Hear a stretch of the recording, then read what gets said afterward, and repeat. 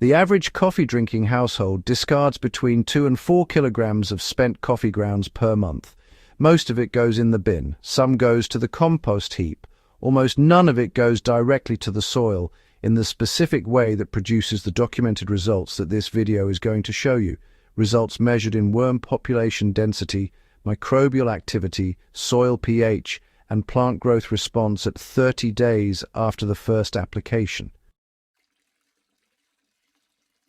The reason is that most gardening advice about coffee grounds is, well, kind of vague. Add them to compost, sprinkle around acid-loving plants, deter slugs.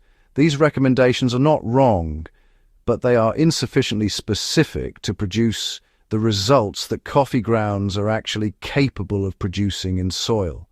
What specific application method, at what rate, with what companion inputs produces what specific result in 30 days? That specificity is what is missing from every guide I have seen on this subject, and it is what this video provides. If you want more content this specific, tested, measured, and practical, sign up for my free email list. The link is in the description. Now let's go through what coffee grounds actually are, what they do to soil biology, and what you will see at day 7, day 14, and day 30 of consistent application. What coffee grounds actually contain, and why the mainstream advice undersells them.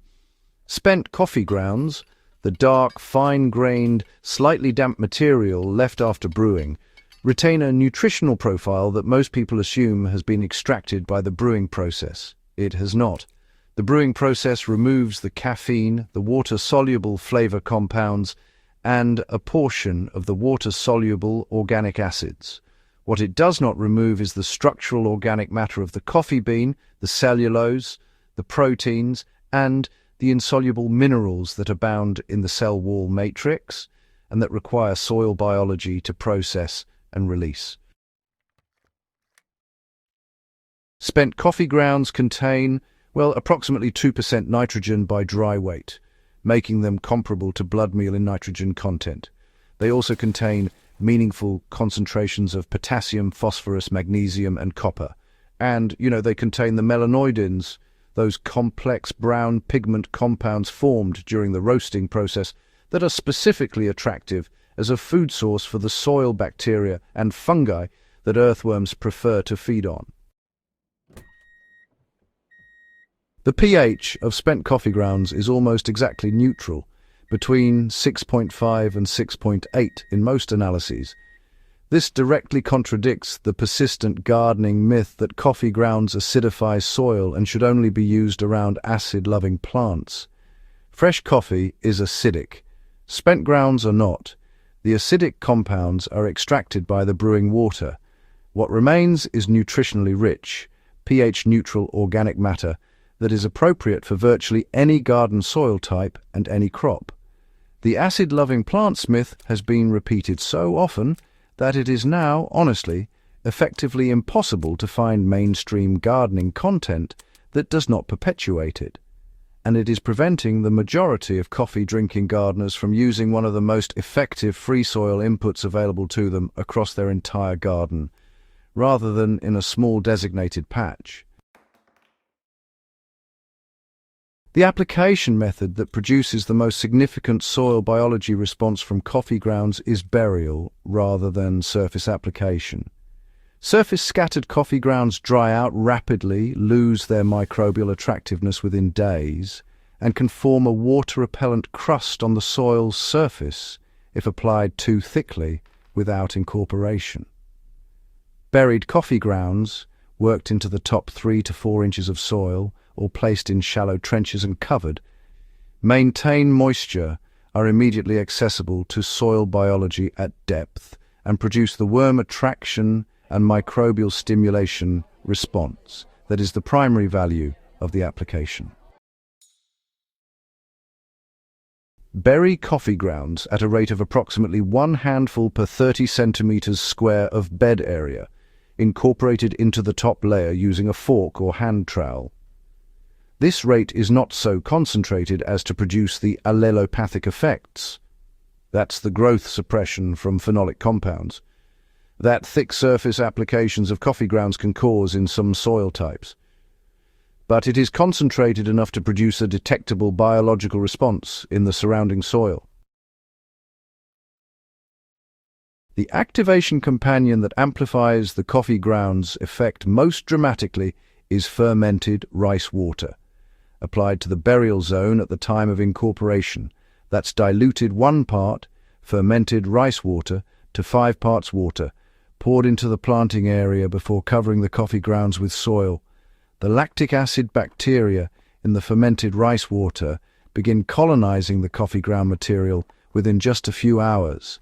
They use the melanoidins and simple carbohydrates in the grounds as an energy source and multiply rapidly, producing the dense microbial population that creates the chemical signals detectable by earthworm chemoreception from distances up to 30 centimeters through soil. The combined application, buried coffee grounds plus fermented rice water activation, produces the worm concentration response that single input applications achieve more slowly. At day 7, the most reliable first indicator of soil biological response is the soil smell in the application zone. The flat, dusty smell of unamended soil will have shifted toward an earthier, more complex scent. That's the geosmin produced by actinobacteria that have been stimulated by the coffee grounds and rice water activation. If you carefully move the soil above a burial site, the grounds themselves will show the first signs of microbial colonization, a slight darkening and, in some soils, the beginning of white fungal mycelium growth on the surface of the grounds.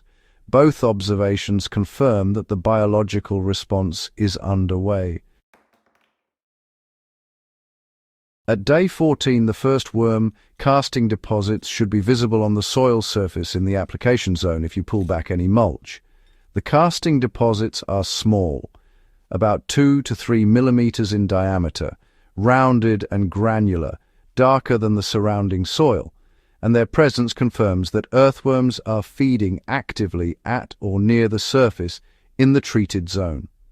The soil in the application zone will feel just a bit different to the surrounding untreated soil, marginally softer, easier to push a finger through, the beginning of the aggregate structure improvement that active worm and fungal activity produces.